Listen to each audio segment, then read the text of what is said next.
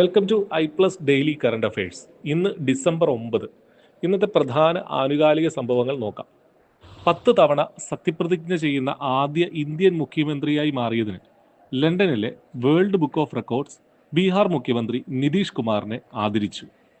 Special intensive revision അഥവാ SIR പ്രോഗ്രാമിന് കീഴിൽ വോട്ടർ പട്ടികയുടെ 100% ഡിജിറ്റലൈസേഷൻ പൂർത്തിയാക്കിയ ഇന്ത്യയിലെ ആദ്യത്തെ സംസ്ഥാനമായി രാജസ്ഥാൻ മാറി.